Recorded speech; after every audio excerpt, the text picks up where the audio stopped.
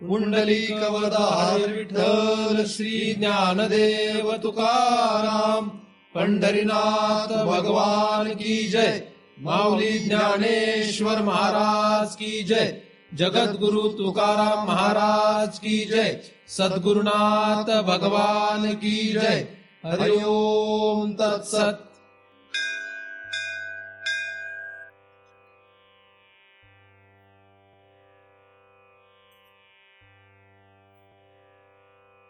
ध्यान मूलम गुरुमूर्ती, पूजा मूलम गुरुपदम, मंत्र मूलम गुरुर्वाक्यम, मुक्ती मूलम गुरु कृपा। ब्रह्मेवाहम अहम ब्रह्म न चाहम ब्रह्मणा पृथक, नाहम देहो न मे देहा केवलहम सनातन। दृग्दृश्य विवेक या ग्रंथाचा आपण अभ्यास करतो आहोत। या ग्रंथाचा हेतू दृक आणि दृश्य यांच्यामध्ये विवेक करून सार स्वीकार करणे, आसार त्याग करणे असा आहे। मागील चिंतनामध्ये आपण 4 क्रमांकाचा श्लोक अभ्यास करत होतो। तो श्लोक असा आहे, कामः संकल्प संदेहो श्रद्धा अश्रद्धे धृतितरे ह्री धी भी इत्येवम आदीन भासेदा चितीही। असा हा 4 क्रमांकाचा श्लोक दृदृश्य विवेक या ग्रंथामधील आहे।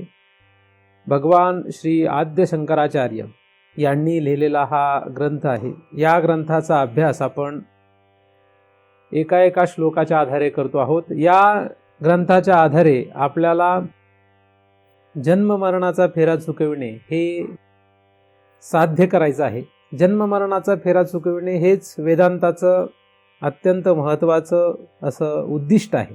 जन्म मरणाचा फेरा चुकविणे हीच मुक्ती आहे। ही मुक्ती प्राप्त करणं हे सर्व लोकांना मान्य नाही, कारण की सर्व लोकांना या मुक्तीबद्दल कल्पना नाही।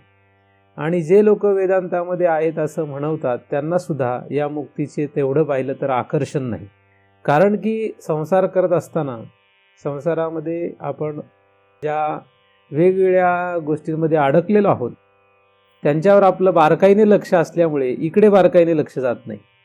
कारण की संसार हा आपण फार बारकाईने करतो। प्रत्येक गोष्ट एक रुपया कसा वाचवायचा, कसा ॲडजस्ट करायचा, किंवा सगळ्यांची व्यवस्था कशी नीट पाहायची, प्रत्येकाचं कार्य अकार्य कसं हाताळायचं हे मात्र आपण फार बारकाईने लक्षात ठेवतो। परंतु या ग्रंथामध्ये जो गुप्त असा विषय आहे, हा विषय आपल्याला कसा प्राप्त होईल याकडे मात्र सर्वसाधारणपणे कोणाचीही दृष्टी जात नाही।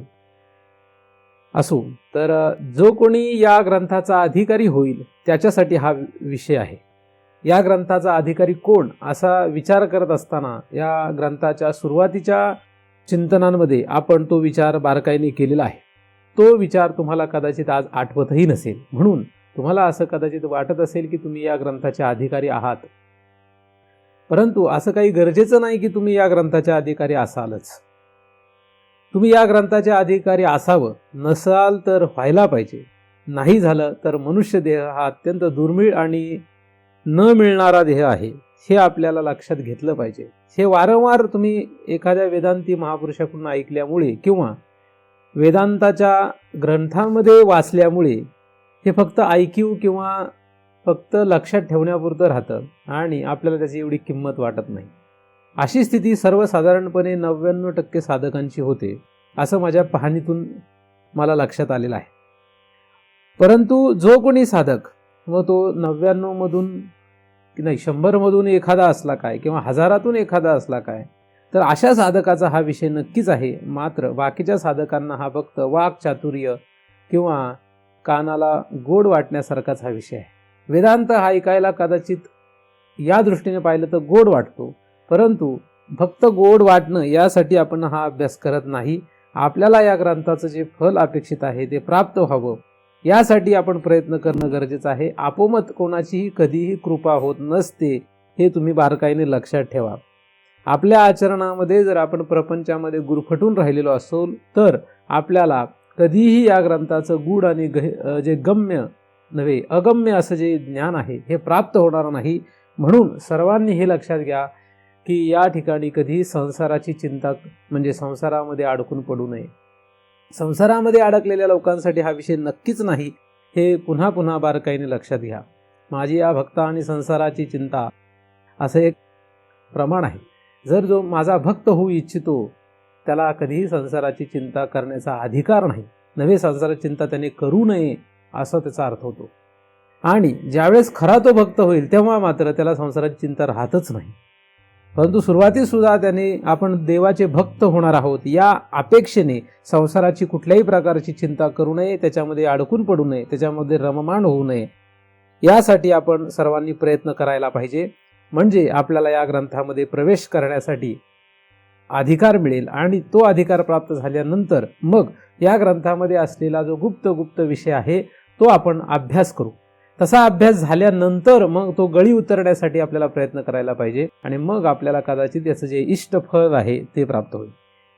4थ्या क्रमांकाच्या श्लोकामध्ये आपण सर्वात सुरुवातीला पहिला एक शब्द पाहिला होता, तो म्हणजे काम. काम हाच सर्व संसाराला मूळ आहे. काम पासूनच सर्व संसार आहे, हे लक्षात घेण्यासारखं आहे. काम हा सर्वसाधारणपणे जर विचार केला तर इच्छा अशा अर्थाने वापरण्यात येतो किंवा वासना या अर्थाने विचारण्यात येतो किंवा या अर्थाने विचारात घेण्यात येतो. काम म्हणजे वासना आणि वासनेच्या संगेच आपल्याला जन्ममरणाचा फेरा होतो असे प्रमाण आहेत. जन्म घ्यावा लागे वासनेच्या संगे आणि तेच झाले अंगे हरिरूप, पण ते हरिरूप होण्यासाठी मात्र आपल्याला प्रयत्न करणं लागेल. काम हा आपल्याला जन्ममरणाच्या फेऱ्यात अडकवणार आहे. प्रत्येक जण या 4च कामामध्ये अडकलेले आहेत असा आपण मागील चिंतनात विचार केलेला आहे. त्यातला पहिला काम म्हणजे जाया म्हणजे पत्नी, दुसरा काम म्हणजे पुत्र, तिसरा म्हणजे वित्त आणि चौथा म्हणजे कर्म.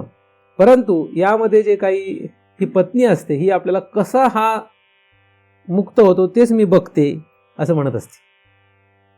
पत्नीचं कार्य काय आहे? नवऱ्याला कसा गुरफटून ठेवता येईल, कळतपणे न कळतपणे तिचं कामच ते आहे. कसा हा या काम मध्ये अडकून राहील. तुम्ही किती वेदांत ऐका, परंतु तुम्ही बारकाईने जर अभ्यास केला पत्नीचा म्हणजे जायाचा, तर ती काय करत असते? सदैव हाच प्रयत्न करत असते की हा कसा जन्म मरणाच्या फेऱ्यातून बाजूला पडणार नाही, यासाठीच ती सदैव प्रयत्न करते. म्हणजे पहिलाच काम आपल्यासाठी फार डेंजर आहे, त्याच्यातून बाहेर पडणं फार अवघड, फार म्हणजे फारच अवघड आहे. आणि मेलं आपण तर काय फरक पडतो?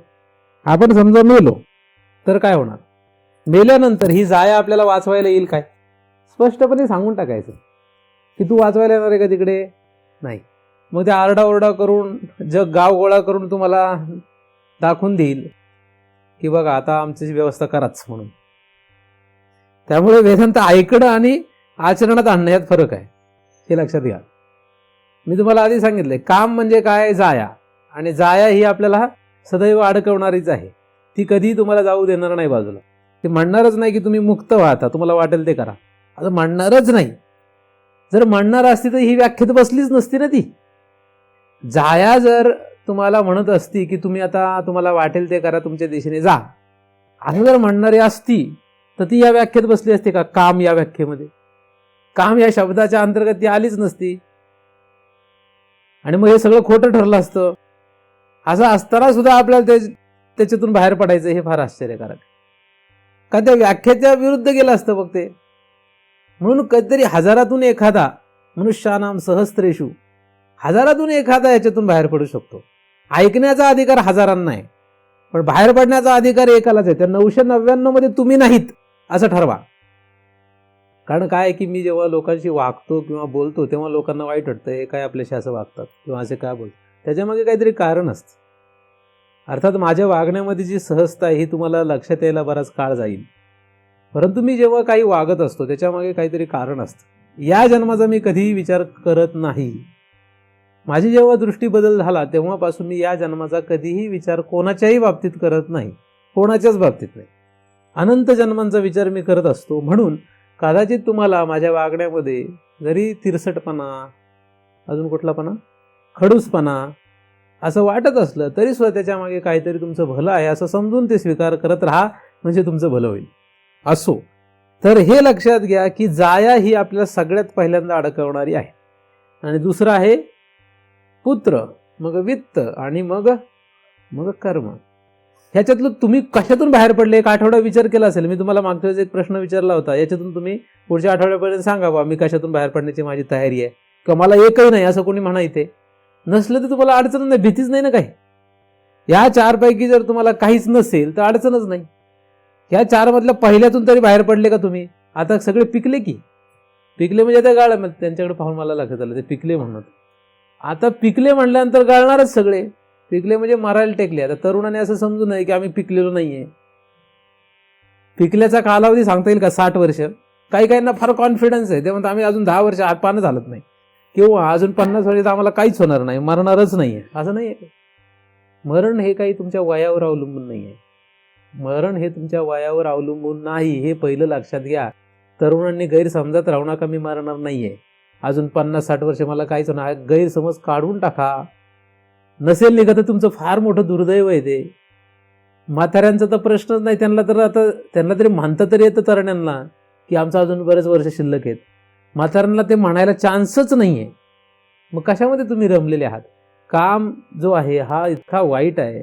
या कामापासूनच पुढे आपल्याला अनंत जन्म फिरावे लागतात, कारण जन्म घ्यावा लागे वासनेच्या संगे. या नियमाप्रमाणे का साधू संतांनी हा जो नियम आपल्याला दाखवून दिलेला आहे, तो नियम आपण लक्षात घ्या आणि याच्यातून काही करून बाहेर निघा.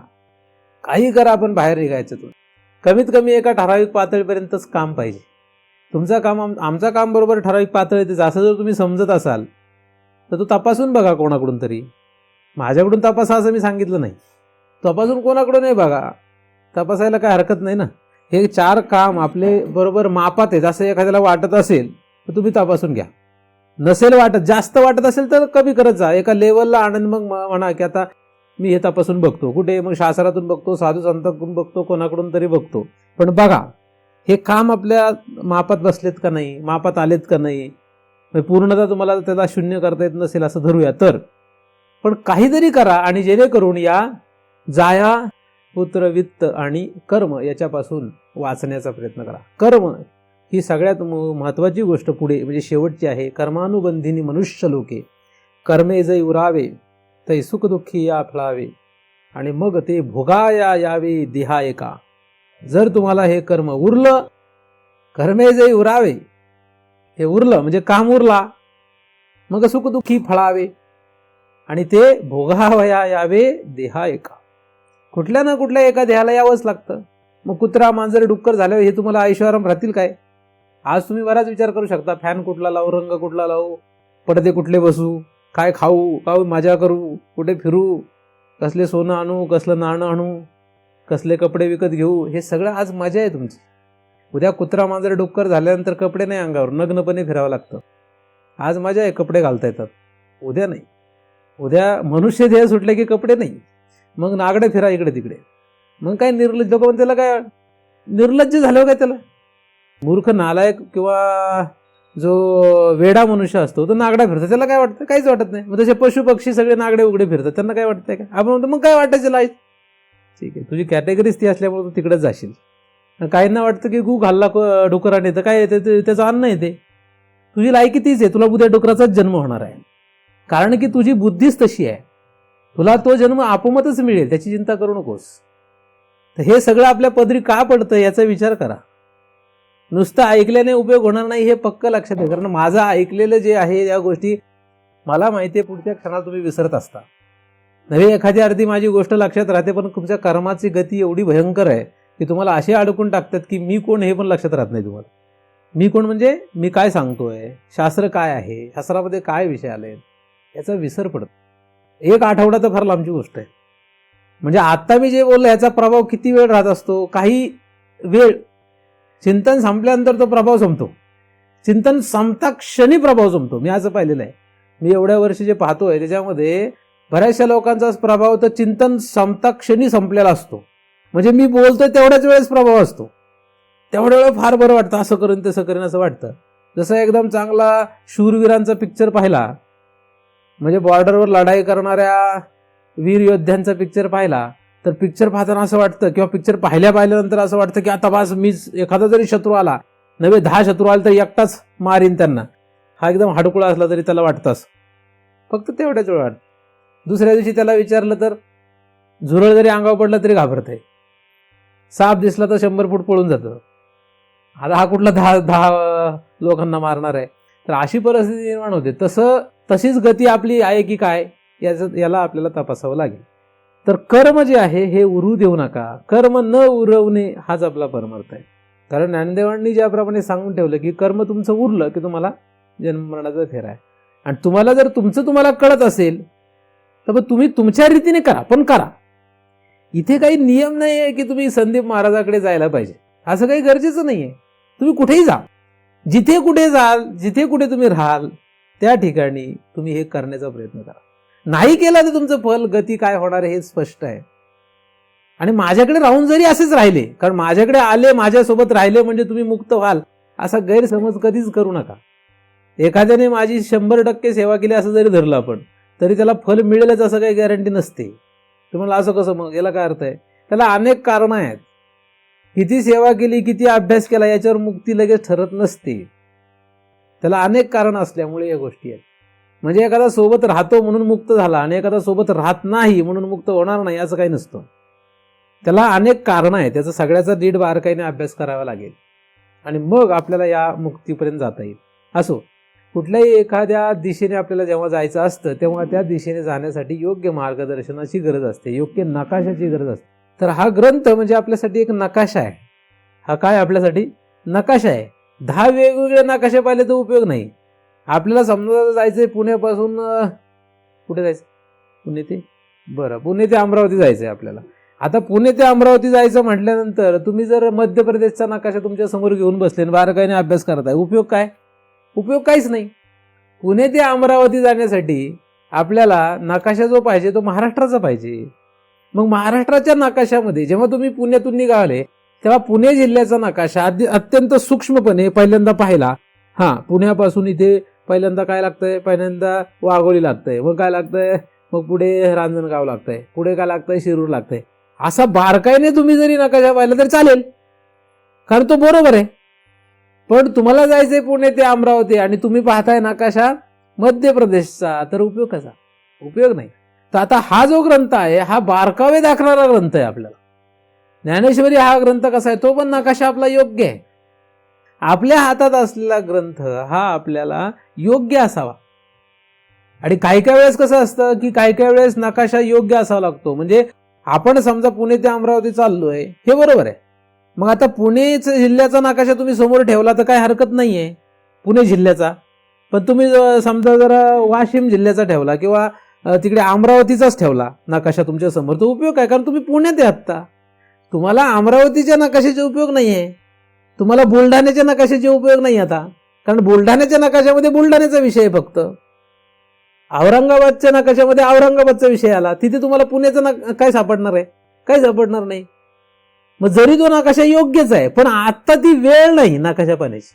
आता काय वेळ आहे? आता पुण्याचा नकाशा पाहायला पाहिजे, मग पुण्याच्या नंतर औरंगाबादचा पाहायला पाहिजे, मग अशा क्रमाने ते नकाशे पाहत गेले पाहिजे ना. म्हणून शास्त्राचा एक क्रम आहे. कुठलंही शास्त्र हातात घेतलं म्हणजे हाताला काही लागत नाही, उलट भलतीकडे जाण्याची शक्यता असते.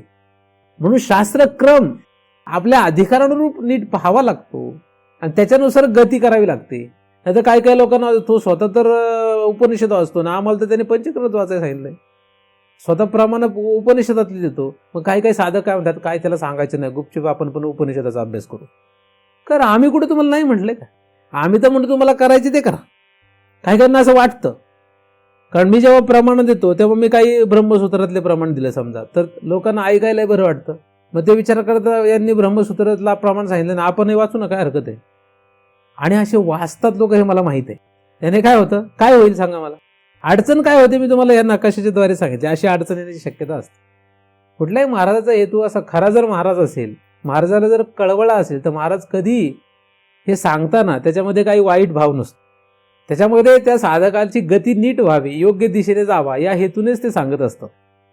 म्हणजे कुठलाही ग्रंथ कोणी हातात घेतला तर कधी उपयोग होत नाही. त्याचं कारण असं आहे, जरी ते ग्रंथ योग्य असला तरी सुद्धा, कारण तो साधक उलट फसण्याची शक्यता असते. म्हणून मी तर काय, मी 10 प्रमाणे सांगेल. माझ्या 10 प्रमाणे सांगण्याला किंमत नाहीये. माझे 10 प्रमाणे पाहून त्या 10 प्रमाणे कुठं आहेत ती शोधत बसू नका. त्या प्रमाणामध्ये ते प्रमाण का सांगितलं, त्या प्रमाणाचा अर्थ काय आहे, तो कशासाठी आहे, एवढं लक्षात घ्या फक्त. नाहीतर ते प्रमाण जिथे असेल ते अख्खा ग्रंथ धुवून खाल्ले, उपयोग काय? उपयोग नाही, त्याचा उपयोग होत नाही, मग ते भलत्याच दिशेने घेऊन जातात. तर अशी अनेक लोकांची स्थिती असते. असो, ह्या सगळ्या अडचणी सांगण्यामध्ये माझा जो प्रमुख विषय आपला या ठिकाणी आहे तो सांगण्यामध्ये थोडीशी राहून जातं. अवांतर विषय आपल्याला हा वाटतो, खरं पाहिलं तर या ग्रंथाच्या दृष्टीने हा अवांतरच विषय आहे, परंतु हा ग्रंथ गळी उतरण्यासाठी बऱ्याच वेळा मला हे काही गोष्टी सांगाव्या वाटतात. आपोआप मला माहीत नाही कशामुळे वाटतात, मी काही ठरवून येत नाही की मला असं कोणाला तरी सांगायचं आहे, पण काहीतरी कारणाने ह्या सांगितल्या जातात. तर अनेक लोकांना याचा फायदा व्हावा हाच त्याच्या मागचा हेतू आहे. तर या ठिकाणी आपण आता अभ्यास जो करतो आहोत तो काम या शब्दाचा आपण मागील चिंतनांमध्ये अभ्यास केला. काम हा शब्द 4 रीतीने विभागण्यात येऊ शकतो. त्यासाठी प्रमाण म्हणजे बृहदारण्यक उपनिषद आहे. बृहदारण्यक उपनिषदातल्या या प्रमाणानुसार आपण या काम या शब्दाला 4 ठिकाणी विभागून त्याचा अभ्यास केलेला आहे. त्याच्यानंतर भगवान श्रीमद आद्य शंकराचार्य यांनी दुसरा जो शब्द सांगितलाय तो आहे म्हणजे संकल्प. संकल्प, आता हा संकल्प शब्द फारच चांगला आहे की नाही? संकल्प हा शब्द कोणाच्या ठिकाणी आहे? संकल्प कुठे येतो? मन हे फारच सूक्ष्म असं इंद्रिय आहे. मन हे नाही असं अनेक लोकांना वाटतं. काही लोक ते म्हणतात दाखवू शकत नाही म्हणून नाही. मात्र आपण ज्या ग्रंथाचे अनुयायी आहोत, आपण ज्या ग्रंथकर्त्यांचे अनुयायी आहोत, आपण ज्या थोर मोठ्यांचे अनुयायी आहोत, त्यांनी मन मानलेलं असल्यामुळे आपण ते मन ग्राह्य धरतोय, म्हणून आपण मनाचा अभ्यास करतो. जे मन मानत नाही त्यांच्यासाठी हा विषय नाही, मन जे मानतात त्यांच्यासाठीच हा विषय. तर मनाचा हा एक धर्म आहे तो म्हणजे संकल्प. त्याच्याच विरुद्ध त्याचा दुसरा धर्म आहे विकल्प. संकल्प आणि विकल्प हे मनाचे विरुद्ध धर्म आहेत. तर संकल्प हा शब्द आपण अभ्यास करू. संकल्प जेव्हा संपतो तेव्हा परमार्थ संपतो असंही म्हटलं जातं. ज्या दिवशी संकल्प संपला त्या दिवशी परमार्थ संपला. संकल्प नाही, माझा कुठलाही संकल्प नाही, हे म्हणायला सोपं आहे. माझा आता काही संकल्प राहिलेला नाही असं म्हणायला किती सोपं आहे? सोपं आहे. ते म्हणण्याला किंमत नाही. तशी स्थिती, संकल्प नसणे ही एक स्थिती आहे. संकल्पाही वरी न ए मन असा तुकोबांचा अभंग आहे. संकल्पाही वरी न ए मन म्हणजे अद्वैत ब्रह्मज्ञानाची स्थिती काय असते याचा वर्णन करत असताना श्री तुकाराम महाराजांनी जो अभंग लिहिला त्या अभंगामध्ये हे वर्णन आहे. अभंगाच्या शेवटून दुसऱ्या चरणामध्ये त्यांनी असं लिहिलंय की संकल्पाही वरी न ए मन. संकल्पावर मन येतच नाही. त्याच्या आधी त्यांनी लिहिलं इंद्रियांचा जय वासनेचा क्षय. वासनेचा म्हणजे कामाचा क्षय झाल्याशिवाय असं होणार नाही. इंद्रियांचा जय वासनेचा क्षय संकल्पाही वरी न ये मन. म्हणजे संकल्पावर मन यायचं नसेल तर आधी कामाचा काय पाहिजे? वासनेचा काय पाहिजे? क्षय पाहिजे. असं त्या ठिकाणी आपण संगतीला धरायला काही हरकत नाही, नाही का? आपला विषय अजून सुलभ व्हावा म्हणून आपण तसा विचार करतोय की जेव्हा तुम्ही हा काम क्षय पावाल, त्याचा ऱ्हास होणे, कमी कमी होत जाणे. काम जसा कमी होत जातो, जसं काम कमी होत जातो तसा संकल्पावर मन येत नाही. म्हणजे मनाचा संकल्प हा आपोआप कमी होऊ लागतो. ही अशी कामाच्या संबंधित गोष्ट आहे. संकल्प, आपण संकल्प केल्याशिवाय जगतच नाही. जन्माला आल्यापासून आपले संकल्प करण्यामध्ये आपण मरतो. पुढे मरताना काही लोक संकल्प करून मरतात, लिहून पण ठेवतात मृत्यूपत्रात, असा असा माझा संकल्प आहे. म्हणजे माझे डोळे दान करा, माझे हातपाय दान करा, माझी प्रॉपर्टी ह्याला द्या, ही त्याला द्या. काही काही लोक संकल्प लिहून मृत्यूपत्र लिहून मारतात. एवढ्यापर्यंत संकल्पाची तयारी असते काही. म्हणजे जन्माला आल्यापासून संकल्पाला जी सुरुवात झाली, काही दिवस संकल्प काहीच नसतो. जन्माला आल्यानंतर काही दिवस संकल्प होत नाही. म्हणजे होत नाही म्हणजे सहज चाललेलं असतं. लहान मुलाचं जगणं कसं असतं? सहजच, त्याच्यामध्ये संकल्प एवढा नसतो. पण जसं त्याला कळायला लागतं नव्हे, बाकीचे लोक त्याला शिकवतात संकल्प करायला शिक. प्रत्येकजण आपल्याला काय करतो? काहीतरी संकल्प कर. मग संकल्प पुरा करण्यासाठी अहोरात्र झट, म्हणजे संकल्प पूर्ण करण्यासाठी अहोरात्र काम कर. अहोरात्र काम करणं हे संकल्प पूर्ण करण्यासाठी असतं. कारण संकल्प पूर्ण नाही झाला तर काम जगेल कसा? आणि काम केलं नाही तर संकल्प जगेल कसा? असं दोघांमध्ये संबंध आहे. जेव्हा एखादा संकल्प केला जातो तेव्हा कोण जगतं? तुम्ही ठरवलं कसल्याही परिस्थितीत आपल्याला 10,000 रुपये का व्हायना महिन्याला मिळाले पाहिजे. हा संकल्प आहे आपला. 10,000 रुपये महिन्याला मिळायला पाहिजे असं म्हणताना जो आपण संकल्प केला, त्यासाठी आपल्याला काय करावं लागतं? काम करावं लागतं, म्हणजे कर्म करावं लागतं. तेवढं कर्म केलं म्हणजे काय होतं? तेवढं वित्त मिळतं. तेवढं वित्त मिळालं की तेवढं पुत्राला देता येतं किंवा जायाला देता येतं. अशा रीतीने काम चालतो. काम चालवायचं असेल तर संकल्प पाहिजे. तुम्ही संकल्प करू नका, हे चारही तुम्हाला सोडून देतील. तुम्ही संकल्प वजा करा, हे 4 तुम्हाला लाथा घालतील. शब्दशः राहता नाही, शब्दशः नाही म्हणत मी, प्रत्यक्षात लाथा घालतील. काही महिने बघतील ते, काही महिने म्हणतील बघूया खरंच यांनी संकल्प रहित झाला की काय. काही दिवस प्रयत्न करतील, समजावून सांगतील की बाबा रे असं करू नको, जागायचं म्हणजे करावंच लागतं, नाही का, जागायचं म्हणजे हे सगळं करावं लागतं असं सांगतील. मग तुम्ही त्यांना म्हणा काय हरकत नाही, जागण्यापुरतंच करतो, म्हणजे माझा तेवढ्यापुरताच संकल्प आहे असं म्हणा. ते म्हणतील असं कसं चालेल? एखाद्याने जर म्हटलं जागण्यापुरतंच, तर ते म्हणतील असं ठीक आहे. जागण्यापुरत्याची जी व्याख्या आहे ती मात्र आपली उच्च उच्च उच्च आहे. जागण्यापुरताचा अर्थ झोपडीतल्या लोकांचा वेगळा आहे आणि बंगल्यातल्या लोकांचा वेगळा आहे. जे बंगल्यामध्ये राहतात त्यांचं जगणं वेगळं आहे आणि झोपडीतल्या माणसाचं जगणं वेगळं आहे. म्हणजे जागण्यापुरतं म्हणजे काय हे कळणंच फार अवघड आहे, किती लागतं. म्हणजे याची व्याख्या जी आहे ही मात्र काही खरी नाही. संकल्प जो आहे हा संकल्प आपला इतका दृढ झालेला आहे, म्हणजे आपण जागा झाल्या झाल्या संकल्प करायला सुरुवात करतो. तुम्ही जागे झाल्या झाल्या ठरवता आता आज काय करायचं नव्हे, उद्या काय करायचं, परवा काय. अरे तू उद्या जागणार आहे कोणी सांगितलं तुला? काही काही लोकांचं प्लॅनिंग असतं, हे एवढं असं करीन तसं करीन असं करीन तसं करीन, आणि प्लॅनिंग फार चांगलं प्लॅनिंग करतात. मी जेव्हा हे सगळं प्लॅनिंग करतो मला फार मजा वाटते, किंवा एखादं फार उत्कृष्ट प्लॅनिंग करत होतं तेव्हा मला फार गंमतच वाटते. जेव्हापासून मी हा विषय हाताळू लागलो तेव्हा मला फार मजा वाटते. लोक सांगतात असं असं आहे, तुला कोणी सांगितलं असं होणारच आहे? नाही, आमचा संकल्प आहे. तुझा संकल्प म्हणजे संकल्पामध्येच गुप्त असतं की होईल का नाही शंका आहे. लोक म्हणतात ह्या दिवशी आमचा हा कार्यक्रम आहे, आम्ही संकल्प म्हणजे आम्ही ठरवलेला आहे, तुम्ही या बरं का. मग आपल्याला मनात म्हणावं लागतं खरंच आहे का, म्हणजे खरंच असेल का, ह्याचा संकल्प सत्यत्वाने असतो. आणि काय होतं की हा एवढं कर्म करतो, म्हणजे एवढं कर्म करून तो संकल्प पूर्ण करण्याचा प्रयत्न करतो. संकल्पामध्ये काय असतं, जन्माला आल्यानंतर पहिला संकल्प असतो जाया, म्हणजे एक तर नवरा किंवा बायको, हा संकल्प करूनच जन्माला येतात सगळे. आणि सभोवतालचे लोक सुद्धा हा संकल्प आपला दृढ ठेवतात. मग पुत्र, मग वित्त, आणि मग नंतर हे सांभाळण्यासाठी कर्म करत राहिले. हे सगळं सुरूच आहे. हे असे संकल्प आपल्याला रात्रंदिवस राबवत आहेत. आपल्याला राबवायला कारण दुसरं कोणी नाही, आपला संकल्प आहे. मी संकल्प काय केलाय, मला वाटलं तर करीन नाही तर नाही करणार, असं थोडं चालतंय. लोक म्हणतील मग नाही चालत ना, आम्हाला चालवायचे कुठे, आम्हाला चालवायचंय का? जगत सृष्टी चालवावी का आम्ही संकल्प केलाय? सृष्टी चालावी हा संकल्प आपला आहे का? नाही. सृष्टी चालावी हा संकल्प ईश्वराचा आहे, ईश्वराने तो बघावा. आमचा काही संकल्प नाही की सृष्टी चालली पाहिजे. ईश्वराच्या संकल्पामध्ये आपला संकल्प चालू ठेवू नये, कारण ईश्वर सृष्टी चालवतो. ईश्वराला काय तुम्ही नसले दुसरं कोणाच तरी मार्फत चालवेल तो, त्याला काही फरक पडत नाही, नाही का. एखाद्या संस्थेमध्ये एखादा मनुष्य काम करत असेल, तो गेला कामावरून की काम बंद पडतात का त्यांचे? काय नाही, दुसरा मनुष्य घेतो, ते तो करतो ते. तसं ईश्वराच्या सृष्टीमध्ये तुमच्यासारखा एक जीव बाजूला पडला तर काय होईल? एखाद्या अथांग समुद्रावर एक बुडबुडा फुटावा एवढंच होईल. अथांग समुद्रामध्ये एक बुडबुडा पाण्याचा फुटला तर कसं होणार आहे? तसं फक्त होणार आहे आपण हे सृष्टीमधून बाजूला झालं तर. त्याच्यापेक्षा पलीकडे काय होणार नाही. एवढं तसं पाहिलं तर सोपं काम आहे, पण आपण काही ह्याला तयार नाही.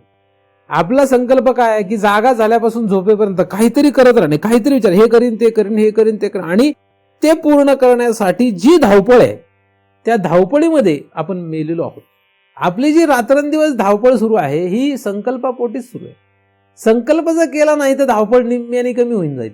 संकल्प नाही आमचा काही, मग तुम्ही एवढं केलं त्याचं काय? संकल्प रहित केलं असं समजायचं. संकल्प रहित करणं आणि संकल्पासह करणं यात फरक आहे.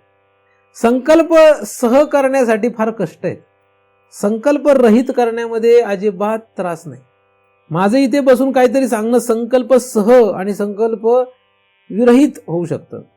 संकल्प सह जर मी जेव्हा हे करतो तेव्हा त्रास आहे, आणि संकल्प विरहित जेव्हा मी करतो तेव्हा त्रास नाहीये.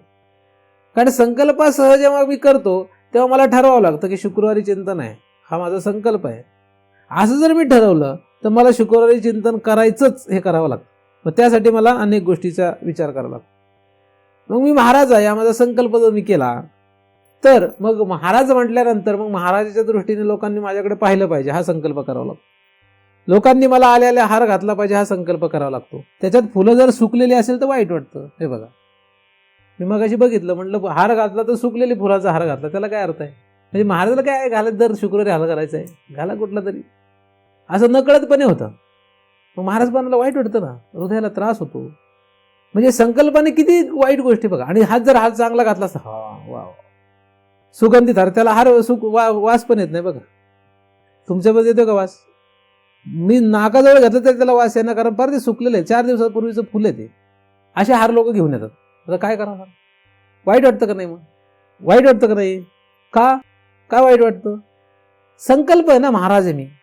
संकल्प जर असेल तर काय अडचण येते? आणि संकल्प विरहित असलं, तुम्ही हार घाला नाही त्यांना काय घालू?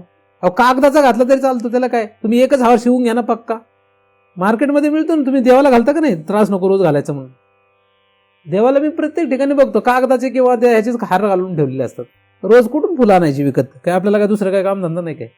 आपलं पोटपाणी देवाला हार घालण्यामध्ये खायचं काय? मग तसं मी तर म्हणतो तुमच्या दर शुक्रवारची अडचण जाईल, तोच हार सगळीकडे फिरून माझ्यासोबतच ठेवा पिशवीत माझ्या.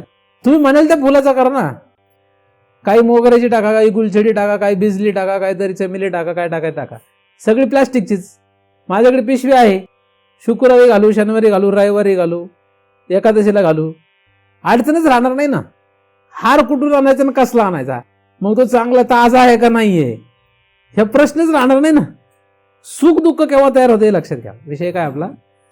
सुख दुःख तयार का होतं? कारण कर्मे जे उरावे तर सुख दुःखी फळावे. आणि कर्म का करावं लागतं? कर्म करण्याचा हट्ट का? संकल्प आहे. असा संकल्प आहे की मी कर्म करीनच. म्हणजे कर्म करणे हे संकल्प आहे. कर्म हा एक काम आहे. यांचे दोघांचा संबंध आहे, संकल्प आणि कामचा. संकल्प केल्याशिवाय आपलं कार्य होतच नाही असं तुम्हाला कोणी सांगितलं? संकल्प केल्याशिवाय काम होतच नाही असं कोणी सांगितलं? संकल्प सह आणि संकल्प विरहित संकल्प. संकल्पच पण कसा? संकल्प नाही त्यामध्ये. संकल्प आहे पण संकल्प नाही, असं ठरवून चालायचं. असं काय करायचं? ठरवून चालायचं. काही संकल्प आपले असेच असतात, आपले असतात असे काही संकल्प. काही संकल्प असे असतात आपले की ते संकल्पच असतात, म्हणजे संकल्पासह संकल्प असतो आपला. आणि काही संकल्प असे असतात की संकल्प विरहित संकल्प असतो. उदाहरणार्थ आळंदीला जायचंय, हा आपला संकल्प आहे. कसा असतो? महाराजांची सगळी चिंतन ऐकायची आहेत, हा संकल्प कसा असतो? कसा असतो संकल्प? हा संकल्प आपला कसा असतो? संकल्प विरहित संकल्प असतो. म्हणजे काय नाही गेलं तरी चालतं, एखाद्याच काय अडचण आली तर काय फरक पडतोय? मग तो संकल्प कसा असतो? ऍडजस्टेबल संकल्प. आणि काही संकल्प असे असतात की ते हुकूच शकत नाही आपण. काही संकल्प आपले असे आहेत की ते हुकूच शकत नाही. असे बरेचसे संकल्प असतात. आपण रोज जे काही संकल्प करतो, या संकल्पामध्ये असे काही संकल्प आहे की ते एक वेळ महाराजांचं चिंतन किंवा आळंदीला जाणं राहिलं तरी चाललं, पण हे पूर्ण झालं पाहिजे, असे बरेचसे संकल्प असतात. ते सगळ्यांची ओळख करणं आपल्याला काही आत्ता गरजेचं नाहीये, परंतु असतात असे, नाही का? का नसतात? आणि हे संकल्प केव्हा लक्षात येतात? दोन संकल्प जेव्हा एकत्रित येतात तेव्हा लक्षात येतात, तोपर्यंत लक्षात येत नाही. संकल्प रहित संकल्प आणि संकल्प सहित संकल्प एकत्र यायला लागले की मग अडचण येते, मग लक्षात येते की ह्याच्यातला खरा कोण आहे. म्हणजे महाराजाचे चिंतन आणि कोणाचं तरी लग्न, महाराजाचं चिंतन आणि कोणाचं तरी पूजा, महाराजाचं लग्न आणि कोणाचं तरी बर्थडे, महाराजाचं चिंतन आणि असं काहीतरी असं आलं की मग लक्षात येतं. मग आतमध्ये कालवा कालव सुरू होते. महाराजांना काही कालवा कालव होत नाही, महाराजांना एकच माणूस लागतो. आणि महाराजांची कालवा कालव होत असेल तर महाराजाचा संकल्प कसला आहे? तोही आपल्याच कॅटेगरीचा आहे. संकल्प कसा पाहिजे? संकल्प रहित पाहिजे का संकल्प सहित पाहिजे? ही कालवा कालव लक्षात आली की मग समजायचं आपण कुठे आहोत, आपली लायकी काय हे लक्षात येतं, आपण काय करतो, आपण कुठे चाललो हे लक्षात येतं. आणि हे तुम्हाला मी दाखवल्याशिवाय तुम्हाला लक्षात कसं येणार? कुठे ते दाखवलं पाहिजे ना. गुरु हे दाखवतात सगळं, हे असं असं असं आहे. मग काही लोक म्हणतात आमचं दाखवतो तसं तसं बघ की. मग तुम्ही गुरु मानत नाही त्याला, मग तुम्ही गुरु बदला. ज्याचं तुम्ही ऐकू शकाल अशाकडे जा. ज्याचं ऐकू शकतो आपण अशा शास्त्राचं अवलोकन करावं. ज्या शास्त्राचं आपण ऐकू शकतो असं शास्त्राचा अभ्यासावं. ज्या गुरूंचं आपण ऐकू शकतो त्यांच्याकडेच आपण जावं, अन्यथा त्यांच्याकडे जाऊ नये. अवहेलना होते. शास्त्र आणि सद्गुरूची अवहेलना ही जगामध्ये सर्वश्रेष्ठ अवहेलना आहे. आणि अशी अवहेलना आपल्याला कुठे नेते हे काही सांगता येत नाही. तोंडावर गोड बोलले आणि समोर खूप काही चांगलं दाखवलं म्हणजे आपण एकदम सत्शिष्य आहोत असं होत नाही. आपला संकल्प जो आहे हा संकल्प आपल्या आतमधली गोष्ट आहे. ही काय बाह्य आचरणाची गोष्ट नाही आहे. बाह्य आचरण तर त्या संकल्पामुळे तयार होत असतं. आचरणामुळे संकल्प नाही आहे, संकल्पामुळे आचरण होत असतं. संकल्प हा कुठे राहतो? आतमध्ये राहतो. तो काय बाह्य आहे काय? बाहेर तर त्याचा परिणाम आहे. संकल्पामुळे परिणाम होत असतो. जसा संकल्प तसं कर्म होतं. जसं कर्म असेल तसं वित्त तयार होतं. जसं वित्त तयार होईल त्याप्रमाणे पुत्र आणि जाया यांचं चालतं. वित्त कमी की पुत्र पण खुश होत नाही आणि जाया पण खुश होत नाही. वित्त कमी झालं की पुत्र आणि जाया हे नाराज होतात. वित्त वाढलं की पुत्र आणि जाया खुश होतात आणि त्यांच्या खुशीवर आपली खुशी आपण मानतो. हे दुर्दैव आहे, नाही का? का नाही? असं म्हणजे संकल्पापोटी काय काय तयार होतं. संकल्पाचा ना कामचा कसा संबंध आहे, हा चांगला एक संबंध आहे. संकल्प केलाच नाही तर मग हे कसं काय? ह्याला काय अर्थ आहे काय? आम्ही तर चांगला संकल्प केला होता की 5 रूमचा बंगला बांधायचा आहे किंवा घर मोठं घ्यायचं आहे, हा आमचा संकल्प होता. आम्ही काय संकल्प करू नये काय? आम्ही गाडी घ्यायची ठरवली, संकल्प आहे आमचा गाडी घेण्याचा, हे काही वाईट आहे का काय? आम्ही काय प्रगती करूच नाही की काय? असं लोकांचं बरेच वेळा बोलण्यातून येतं. मग तुम्ही तर एकदमच आम्हाला हेच करून टाकताय. आम्ही जगावं की नाही? मग तुम्ही म्हणाल जगायचा पण संकल्प करू नका, खावं की नाही आम्ही? असं पण होऊ शकतं. अरे अनंत जन्मांचा विचार करा, मग तुम्हाला हे लक्षात येईल की गाडीन घोडा नेला काही किंमत नाही. तुमचे संकल्प अत्यंत फालतू आहेत हे कधी लक्षात येतं? कोणाचे? किती मोठा असो किती छोटा असो, संकल्प याला काही किंमत नाही. संकल्पांना हे अनंत जन्मांच्या विषयाकडे पाहिलं, अनंत जन्म मरणाचा फेरा जर पाहिला तर मग लक्षात येते. तोपर्यंत ह्याची तीव्रता लक्षात येत नाही. अरे पायात चपला नाही मिळाले तरी चालतील, काटे पायात रुतले तरी चालतील, खायला नाही मिळालं तरी चालेल, उघडं नागडं फिरावं लागलं तरी चालेल, लोकांनी शिव्या घातल्या तरी चालतील, शिजी थू केला आपल्या अख्ख्या जगात तरी चालेल, पण आपल्याला देवानी जवळ केलं पाहिजे. भगवंत आपल्याला तोपर्यंत जवळ करत. बायका पोरांना ज्यांना जवळ करतात त्यांना देव जवळ नाही करत. तेव्हा असं कसं काय? असं कसं काय? म्हणजे ते अडकवतात तुम्हाला ना. म्हणून त्यांचं जर म्हणणं असेल तुम्ही भगवंताला प्राप्त करावा तर ते चांगले आहेत. पण त्यांचं जर म्हणणं असेल आमचं चालू द्या, आमचं बघा, तुमचा देव बघू नंतर, तर मग हे चांगले नाहीत. कारण अख्खी सृष्टी ज्याच्यावर चालते तो जो देव आहे, हा देव, या देवाची प्राप्ती करणं हे जर आपलं टार्गेट असेल आणि त्याच्या प्राप्तीने जन्म मरणाचा फेरा संपवणं हे जर आपलं टार्गेट असेल तर याच्यामध्ये जो कोणी अडथळा येतो, जो कोणी आडवा येतो तो आपल्यासाठी योग्य आहे का? मग त्याच्या संकल्पात आपला संकल्प घुसडावा काय? विचारायचं पोराबाळांना, जायला विचारा तुझा संकल्प सांग काय. नाही ऐकलं तर बॉन्ड पेपरवर लिहून ठेवायचा, म्हणजे उद्या अडचण नाही. कारण लगेच पलटी खातात. आज म्हणतात माझा तुमचा संकल्प एकच आहे, कारण आपण आज आपल्याकडे पैसे असतात म्हणून. उद्या पैसे संपल्या की म्हणतात आमचा तुमचा संकल्प एक नाहीच आहे. म्हणून काय करायचं, जेव्हा आपल्याकडे 100 रुपये असतील तेव्हा बॉन्ड पेपरवर लिहून ठेवायचं. बायकोला माझी इथे सही कर, माझी इथं सही आहे, लिहून घ्यायचं. तुझा संकल्प आहे, माझा संकल्प आहे, आपला संकल्प जुळतोय म्हणून आपण एकत्र आहोत. ज्या दिवशी हा संकल्प संपेल, तुझा माझा बदलला, आपले मार्ग बदलले, असं पुत्राकडून पण लिहून घ्यायचं. असं जर करता आलं तुम्हाला तर फार बरं पडेल. बॉन्ड पेपरवर नाही लिहिलं तरी चालेल, आतमध्ये स्टॅम्प मारून ठेवा. तुमची जाया जर तुमच्या संकल्पात आली तर चांगली आहे. पण संकल्पात आपला संकल्प काय? संकल्प संपवणे हा आपला संकल्प आहे. आपला संकल्प काय? संकल्प ही वरी न ये मन, हा आपला संकल्प आहे. इथपर्यंत जायचंय आपल्याला.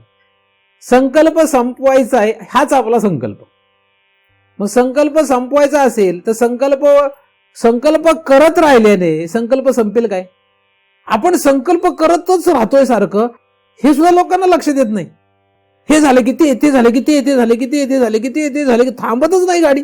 अरे थांब, कुठेतरी थांब. मेल्याच थांबशील काय? मग तिथे यमच करतो, तुला काय करायची गरज पडली? यम थांबवणार आहे, त्यात काही वादच नाही. यम थांबवल्यात काही वाद नाही. आपण जगत तर पुढे चाललंय ना, आम्ही माग पुढं म्हणजे कुठे चाललंय? पुढं म्हणजे कुठे चाललंय? पुढे चाललंय बरोबर, कुठे चाललंय पुढं? जगत पुढे चाललंय बरोबर, पण कुठे चाललंय? बघा कुठे चाललंय अख्ख्या जगताकडे. मानसिक त्रास, रोगराई हे परिणाम आहेत जगताच्या पुढे जाण्याचे. मानसिक स्वास्थ्य नाही का? संकल्पावर संकल्प, संकल्पावर संकल्प, संकल्पावर संकल्प म्हणून मानसिक स्वास्थ्य केलंय. आणि मग तुम्ही एवढं विज्ञान वाढवून, एवढं तुम्ही संकल्प करून शेवटी काय मानसिक स्वास्थ्य तुमचं काय? झिरो ना. अहो तुम्ही मस्तपैकी कारमध्ये बसलेले आहेत, पण तुमचं मन अस्वस्थ आहे. म्हणजे पुन्हा हे ते हे ते हे ते हे ते करत करत करत तुम्ही, मग उपयोग आहे? त्यापेक्षा पायी फुटपाथवर चाललेला चांगला आहे ना, संकल्पावर नसेल तर. मी असे लोक पाहिलेले आहेत की ते एकच रूम मध्ये राहतात. 2 रूम बांधल्यानंतर महाराजांना पूजेला बोलवलं, महाराज गेले, म्हटले जाऊ दे आपण साधक आहे म्हणून जावा पूजेला, सत्यनारायणची का असना. गेले, 2 वर्षांनी बघतो त्याने 3री रूम काढली वर. महाराज परत सत्यनारायण, अरे का रे 2च वर्षापूर्वी तू पूजा घातली ना? नाही, अजून एक काढली ना रूमवर, काय अडचण येत होती.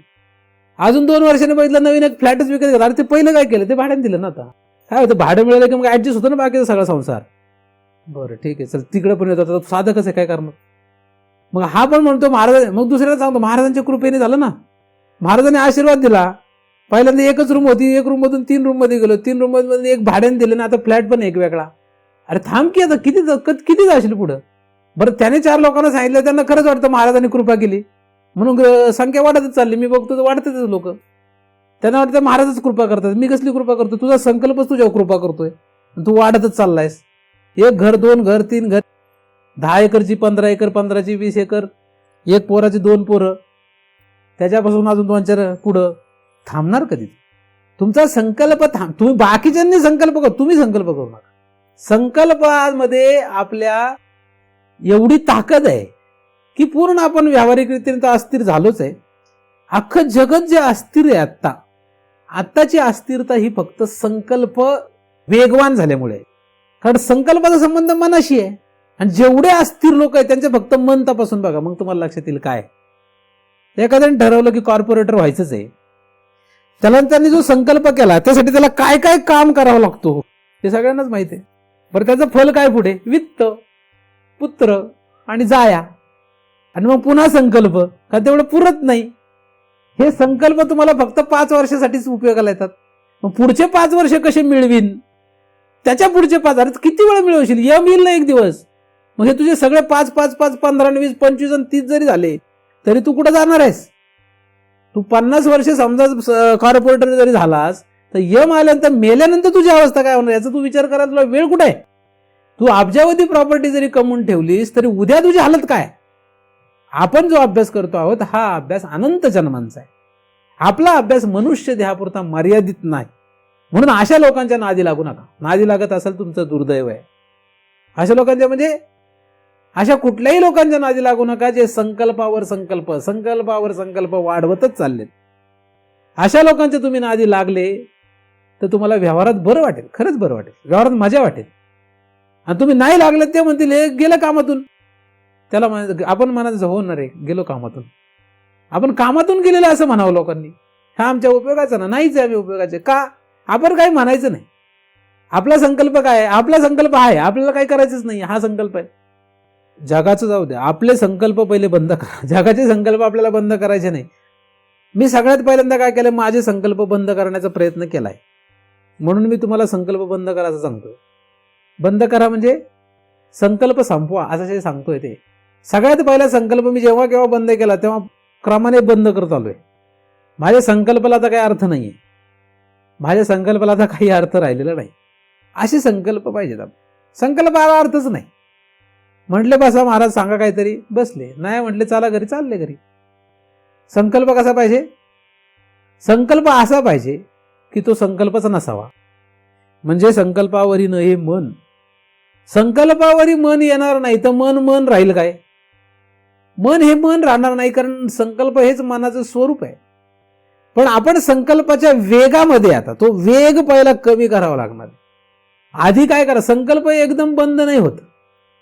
संकल्प संपणे किंवा संकल्पावरी न ये मन ही स्थिती येणं ही फार लांबची गोष्ट आहे.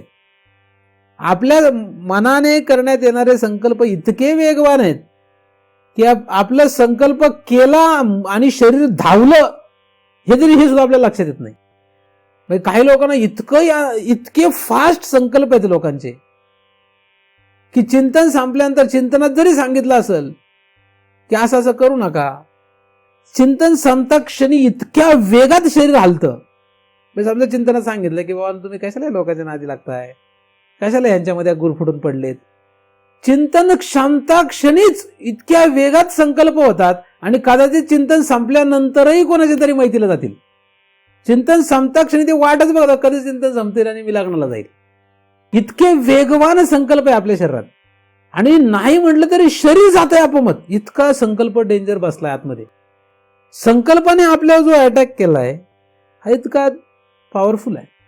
आपला संकल्प इतका भयानक आहे की आपल्याला आपलं शरीर हल्लं त्याच्यामध्ये हे सुद्धा लक्षात येत नाही. हलवतं सगळं शरीर, हलवून टाक, संकल्पच हलवतं. तुम्ही संकल्प केला म्हणून इथे आले. इथे का आले तुम्ही? इथे येण्यासाठी संकल्प करावा लागला का नाही? संकल्प केला म्हणून इथे आले. संकल्प केलाच नसता तर आले असते काय? पण आता तुम्हाला मी मागाशी सांगितलं की संकल्प करणं याच्याशिवाय जगू शकत नाही. हात हलवायचा तरी संकल्प होत असतो, हात हलवण्यासाठी सुद्धा संकल्प असतो, डोळ्याची पापणी हलते तरी सुद्धा संकल्प असतो. हे इतक्या वेगाने होतं. हे काही संकल्प इतके सहज आहेत की ते आपल्याला कळत पण नाहीत. असे पण संकल्प आहेत. परंतु आता असे संकल्प पाहिजेत की ज्या संकल्पाने आपल्याला काही अडचण नको. संकल्प रहित संकल्प असं म्हणून मी आपण थोडं समजण्यासाठी व्याख्या केली आहे की एक संकल्प रहित संकल्प आहे आणि एक संकल्प सहित संकल्प आहे. जो संकल्प तुम्हाला डुबवणार आहे तो संकल्प सहित संकल्प म्हणावा. जो संकल्प तुम्हाला डुबवणार नाही तो संकल्प रहित संकल्प समजा. जसं डोळ्याची पापणी हलवणं हा संकल्प रहित संकल्प आहे, कारण डोळ्याची पापणी हलवण्याने त्याने काही फरक नाही पडणार.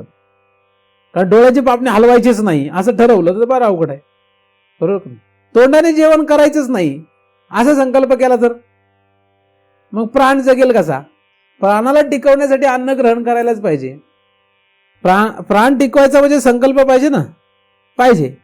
पण जर जेवणामध्ये मी आता हेच करून खाईन तेच करून खाईन असा संकल्प केला तर तो संकल्प सहित संकल्प झाला.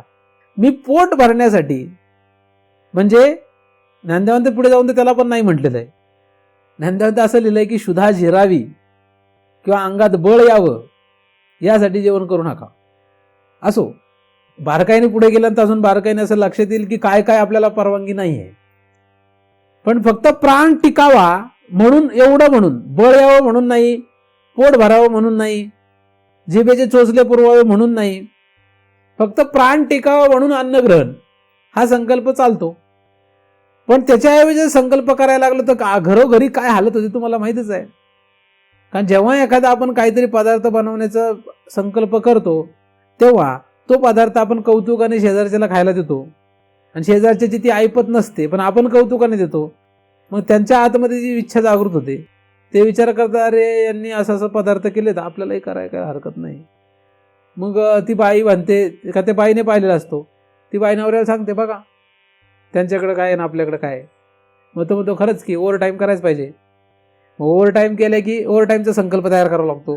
मग ओव्हर टाईम, मग त्याच्यातून जे वित्त पैसे येतात ते घेऊन मग तो पदार्थ बनवावा लागतो. मग एक संकल्पाच्या पाठीमागे किती कामं तयार होतात बघा. कोणी काही खायला घातलं तरी सुद्धा आपण लक्षात ठेवायचं की आपला संकल्प काय. कारण मी 10 ठिकाणी जातो त्यामुळे मला जास्त तुमच्यापेक्षा अडचण आहे. कारण मी जेवढे 10 ठिकाणी गेलो की लोक मला वेगळे पदार्थ करून खायला घालतात, मी आतमध्ये लगेच लक्षात ठेवत असतो की हे लोक खायला घालतात कौतुकाने, ठीक आहे, पण आपली ती ऐपत नाही आहे. आपल्याला भुरशी लागलेली भाकरी मिळेल तरी खायची तयारी पाहिजे. कारण लोक कौतुकाने आज खायला घालतात, उद्या लाथा घालतील, मग करणार काय, नाही का. आज तुकडा खायला देतात पण उद्या काय, आपली ऐपत आहे का ती. लोकांनी जरी आज लाडू पिढे खायला घातले तरी माझी ऐपत आहे का लाडू पिढे खाण्याची. महाराज भेकारडे असतो, त्याला काही किंमत नसते. लोक जोपर्यंत मानतात तोपर्यंत लाडू खायला घालतात, पण लोकांच्या मनासारखं काही झालं नंतर तेच लोक काय घालतील, मिरची पण द्यायची नाहीत खायला, म्हणजे शिळ्या भाकरी पण देतील का नाही शंका असते. त्यामुळे महाराजांनी असा संकल्प करूच नाही, बरोबर का, करावा. जर केला तर महाराजाचं काय हालत होईल. कारण अन्न धन मान हे आपल्याला माहीत नाही कशामुळे मिळत आहेत. तर संकल्प किती वाईट असतो हे लक्षात घ्या. म्हणून मला कुठल्याही लोकांनी किती चांगलं खायला घातलं तरी काहीच वाटत नाही. कोणी काही खायला घातलं तरी मला काही वाटत नाही. का? मग तुम्ही संकल्प पहिलाच कट करून ठेवलाय. लोकांनी ₹1,00,000 मला किती खिशामध्ये ठेवले तरी मला त्याचं काहीच आज तागायत काहीच वाटलेलं नाही. कारण संकल्पच नाही तो. संकल्पच तो नसल्यामुळे मी पैसे घेतो का नाही, मी तुम्ही दिल्यावर का नाही म्हणतो. त्या पैशावर आपलं काहीतरी कार्य चाललेत का नाही? चाललेत. नाही चालले का? चालू आहे ना. आपण आश्रम बांधतोय किंवा आपण व्यवस्था लोकांची करतो काहीतरी साधकांची, ही कशी चालली? चालली ना. त्या देणगीमधूनच चालते ना. पण ह्या देणगीत माझा संकल्प आहे का काही? म्हणजे आज ₹10,000 आले काय, 1,00,000 आले काय, 10 करोड आले काय? 10 करोड आले तरी सुद्धा माझा संकल्प नसावा आणि ₹10 मिळाले तरी माझा संकल्प नसावा आणि नाहीच मिळाले तरी संकल्प नसावा. अशी जर स्थिती माझी राहिली तर मी योग्य ठिकाणी आहे असं समजायला काही हरकत नाही. हे जसं माझं आहे. पण ही स्थिती येण्यासाठी आपल्याला काहीतरी प्रयत्न करावा लागतो सुरुवातीला. काबूमध्ये ती स्थिती, ही अशी स्थिती येण्यासाठी तुम्हाला पहिल्यांदा व्यवहारातून प्रयत्न करावा लागेल ना, का नाही करावा लागायचं? आधी आपण जे जगतोय, आधी प्रपंच करा नेटका. प्रपंचात आधी नीट करता येते का बघा, मग आपल्याला तिकडे जाऊन करता येईल. काही काही वाटतं मी आळंदीत गेलो म्हणजे फार चांगला परमार्थ करीन. तू आधी तुझ्या घरात परमार्थ करता येतो का बघ, मग आळंदीत जा. नाही तर आळंदीत झालं की तुझे इथले संस्कार घेऊन तिथे जाणारच तू. मग तिथे काय करणार? तेच करणार जे इथे केलंय. कारण ते संस्कार घेऊन तू जातोयस ना. जागा बदलाने संस्कार थोडे बदलले. मला सांगा, एव्हरेस्ट शिखरावर जायचंय आपल्याला. एव्हरेस्ट शिखरावर जायचं असेल तर लोक काय करतात? लगेच जातात का पळत एव्हरेस्ट शिखरावर? हा गेलो, हा झेंडा लावून आलो एव्हरेस्ट शिखरावर. असं होतं काय? असं होतं? काय करावं लागतं? एव्हरेस्ट शिखरावर जर जायचं असेल तर आधी काय करावं लागतं? आधी तुकाईच्या डोंगरावर चढायला पाहिजे. रोज तिथे प्रॅक्टिस केली पाहिजे. हा कधीच कुठेही थोडा जरी स्लोप असला तर धापा टाकतो आणि हा एव्हरेस्ट शिखरावर का जायचा? का जाईल? त्याला प्रॅक्टिस करायला पाहिजे. आधी छोटा डोंगर, मग त्या जरा मोठा डोंगर, मग अजून जरा मोठा डोंगर. प्रॅक्टिस करत करत करत करत म्हणजे आधी त्याच्याच प्रपंचात, म्हणजे पुण्यातल्या पुण्यात त्याने डोंगर चढले पाहिजेत. मग कळसुबाई शिखर, हरिश्चंद्रगड, मग असे करत करत करत करत करत मग एव्हरेस्ट शिखर. का डायरेक्ट एव्हरेस्ट शिखर? मरल का नाही मग जातानाच? तसं हे परमार्थामध्ये तुम्ही काही समजू नका की परमार्थ डायरेक्ट करता येतो. काही लोकांचा गैरसमज येतो. म्हणून तुकोबाने सांगून ठेवले आधी प्रपंच करा नेटका. लोक त्याचा गैरफायदा, गैरअर्थ काढून वेगळंच करायला लागले. तुकोबाने सांगितले आयुष करा. त्यांनी अर्थ काढला. सरळ अर्थ काय? मी अनेक ठिकाणी वाचतो म्हणून मला सांगावं लागतं बरेच वेळा. तुकोबांच्या प्रपंच करा नेटका या शब्दाचा लोकांनी अर्थ काढला आयुष करा. प्रपंचात आयुष करा, मग बघू काय करायचं ते. त्यांनी तसं सांगितलेलं नाही. संसारामध्ये माझ्या मारत राहा याला असं तुकोबांच्या बोलण्याचा उद्देश नसून आधी प्रपंच नीट केला तर तुम्हाला परमार्थात नीट तसंच राहता येईल असं त्यांचं म्हणणं आहे. तसं प्रपंचामध्ये संकल्प संपवा. मला सांगण्याचा हेतू त्या आपल्या याच्याशी जुळून घेतो संगती लावण्यासाठी, की आधी जर संसारात तुम्ही संकल्प रहित जगता यायला लागलं की मग परमार्थात तुम्हाला संकल्प रहित होता येईल. आधी संसारात संकल्प रहित जगण्यासाठी प्रयत्न करणं पाहिजे. आणि जर तुम्ही संकल्प रहित जगायला शिकायला लागले, इतकं तुम्ही शांत होऊन जाल, शांत, अत्यंत स्थिर होत जाल. जशी तुम्ही स्थिरता लागेल, जसे तुम्हाला स्थिरता प्राप्त होईल, त्याने काय काय होणार आहे आपला फायदा हे सांगणेच नाही. असंख्य फायदे आपले होतील. व्यावहारिक तर होतीलच, व्यावहारिक तर होतीलच. म्हणजे लगेच तुम्ही संकल्प रहित झाले म्हणजे तुमचे सगळे रोग शरीरातले गेले असं नाही. हे शरीर तर रोगाचं भांडार आहे. त्यामुळे हे जे त्याच्या गतीप्रमाणे येणारच आहेत, त्याला काही पर्याय नाही. परंतु पहिल्यांदा मन तुमचं स्थिर होऊन जाईल, बुद्धी स्थिर होईल. मन बुद्धी स्थिर झाले की त्याने त्याचा उपयोग करता येईल आपल्याला. तर संकल्प जो आहे हा संकल्प तुम्ही पहिल्यांदा कमी करण्याचा प्रयत्न करा, जो तुमचा वेगात आहे. असे संकल्पच करू नका की जे पूर्ण होणार नाहीत. काही लोक म्हणतात की नाही, जे आपण मोठं टार्गेट ठेवलं पाहिजे. काही लोकांचं टार्गेट काय असतं? मोठं टार्गेट ठेवलं पाहिजे, त्याच्याशिवाय काय मजा आहे जगण्यामध्ये? नाही ना. आम्ही कुठं म्हटलं जगण्यात मजा नाही आहे?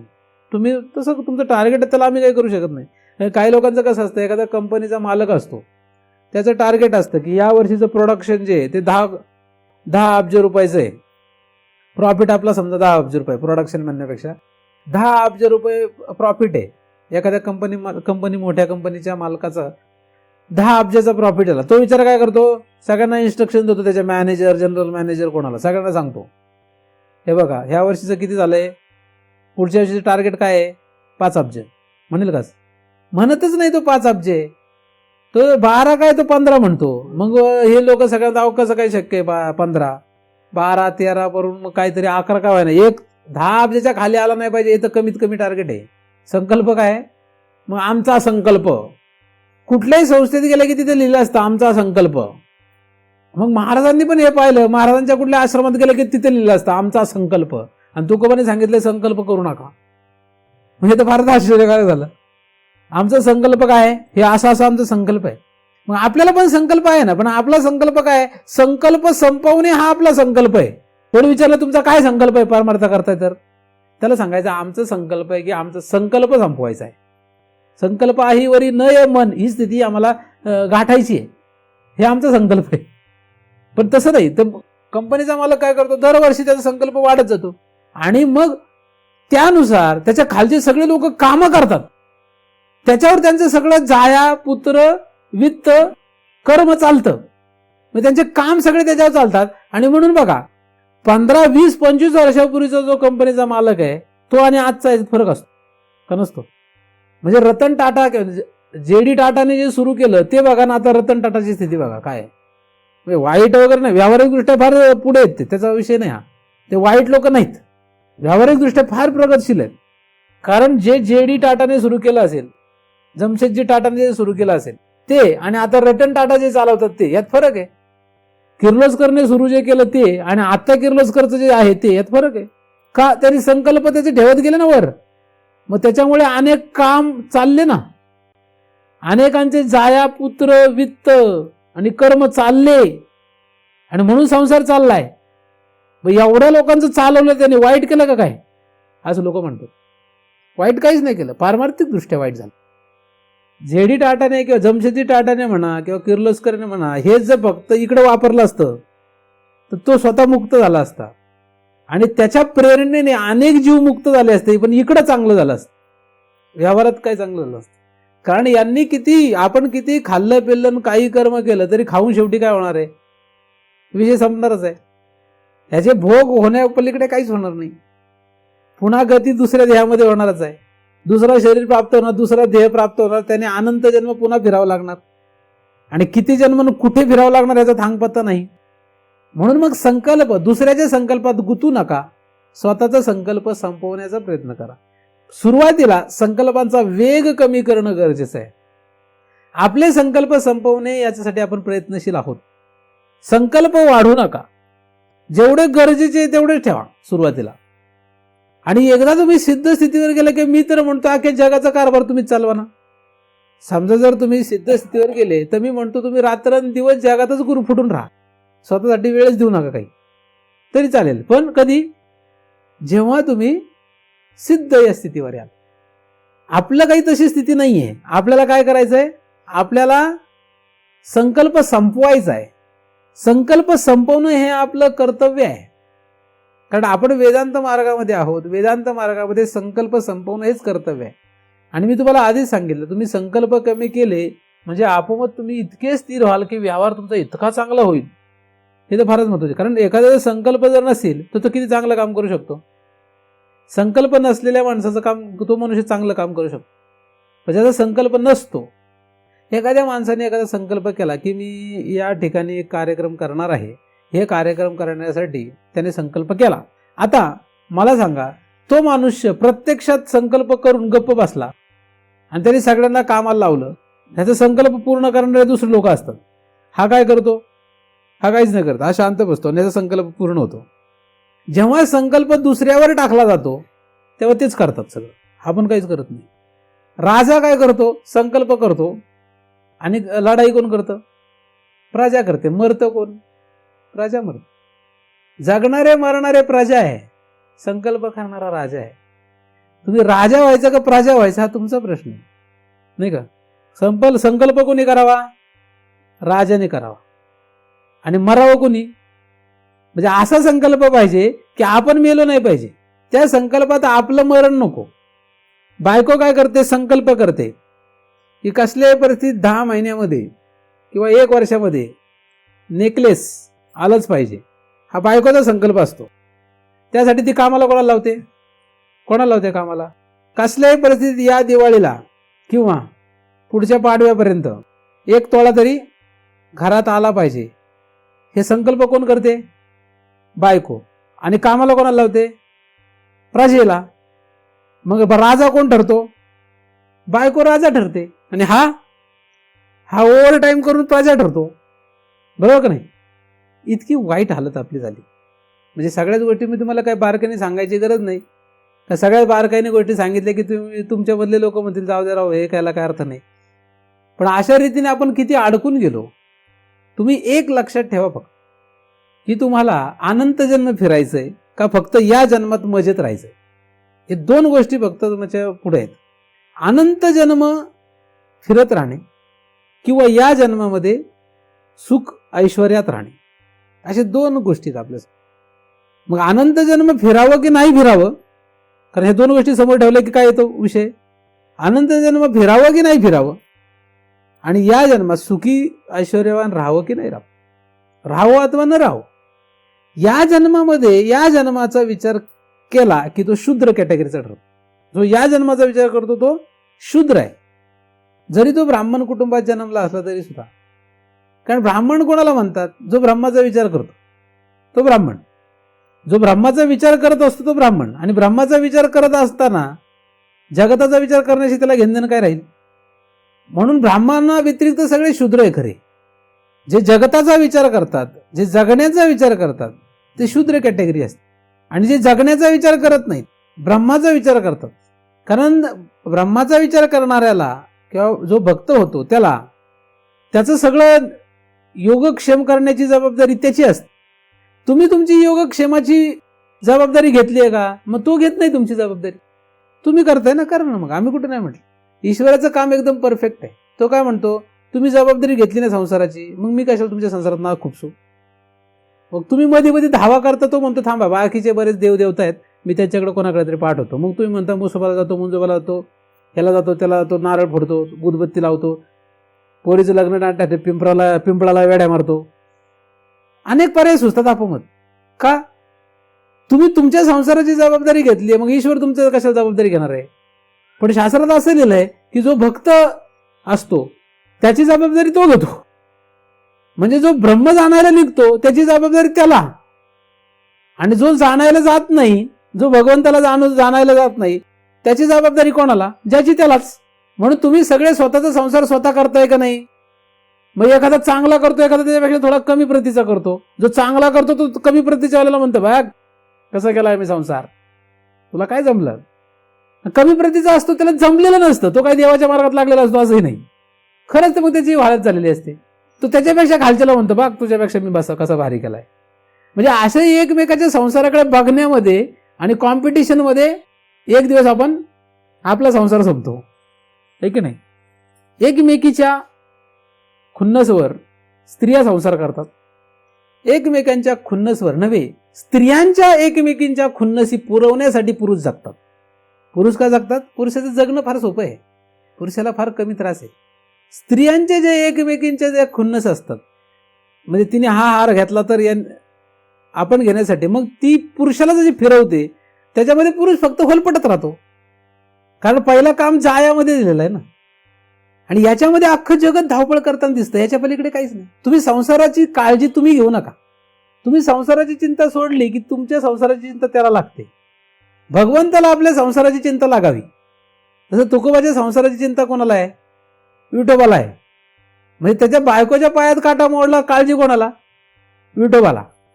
आता ती शिव्या देते, काय करते ते जाऊ द्या, त्याला काय? तो म्हणतो जाऊ दे मोरते, शिव्या देते, पण हा तुकोबाची बायको आहे, करणार काय? काटा काढावाच लागतो. म्हणजे बायको तुकोबाची जी विठोबाला शिव्या देते, म्हणजे दृष्टांत जरी म्हणून घेतला आपण, बायको तुकोबाची, ती रोजच त्याला शिव्या देते. पण बायको कोणाची आहे? जो संसार करत नाही त्याची बायको आहे. तुकोबाचा संसार नाही का? आहे ना. तुकोबाचा संसार आहे, पण कसा आहे? संकल्परहित संसार आहे. तुकोबाचा संसार कसा आहे? संकल्परहित संसार आहे. संकल्पच नाही संसाराला. म्हणजे संकल्प नावाचा विशेष त्यांनी बाजूला काढून संसार केलाय. म्हणून विठोबाला काळजी लागली बायकोची, काय करावं? तसा आपला संसार झाला पाहिजे. आपला संसार तसं होणं तर जाऊ दे, आपल्या दुसऱ्याच्या संसारात आपलं लक्ष आहे.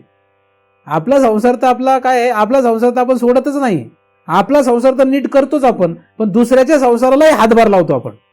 त्याचा पण कसा व्यवस्थित करता येईल याचा प्रयत्न करत असतो. कारण त्याला आपल्याला माहिती आहे की त्यांना कोणी ईश्वर येणार नाही. दुसऱ्याच्या संसाराची चिंता आपल्याला, आपल्या संसाराची चिंता आपल्याला, म्हणून ईश्वराला आपल्या संसाराची चिंता नाहीये. तुम्ही फक्त करून बघा, काय करा, तुमच्या संसाराची चिंता सोडा, तुमच्या संसाराची चिंता कोणाला लागते बघा. म्हणजे मला तरी अनुभव आहे, मी चिंताच करत नाही. मग काय होईल ते होईल, चांगलं वाईट काही होतं, पण सरळच चालतंय सगळं, काही आजपर्यंत बिघडतच नाही. आजपर्यंत माझं काहीच बिघडलं नाही, आजपर्यंत माझं काही बिघडलेलंच नाही. का बरं बिघडलं नाही?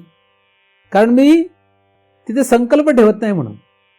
उलट लोकांनाच काळजी लागली होती, महाराज आता राहील का नाही व्यासपीठावर. एक वेळ अशी आली की लोकांना काळजी लागायला लागली, लोक प्रयत्न, नाही महाराज असं कसं होईल, महाराजांना ठेवायच पाहिजे. मला तर काळजीच नव्हती, लोकांनाच काळजी. लोकाला काळजी नव्हे, ते ईश्वराला काळजी लागली. म्हणून तो लोकांच्या हृदयात घुसून सांगतो, हे नाही नाही असं नाही, असं झालं पाहिजे, असं झालं पाहिजे, असं झालं पाहिजे. मी तर म्हणतो सगळंच बंद पडू द्या, तो म्हणतो नाही नाही महाराज असं कसं, चालू द्या. मला काही सांगतच नाही, तो यांनाच सांगतो सगळ्यांना, नाही नाही महाराज चिंतनला गेलं पाहिजे बुवा, हे चाललं पाहिजे. मी तर म्हणतो बंद पडू दे, तो म्हणतो नाही चालू दे, चालू दे, चालू दे, माझं काय नाही, चाललं तर चाललं, बंद तर बंद. उद्या बंद पडायची तर आज बंद पडो.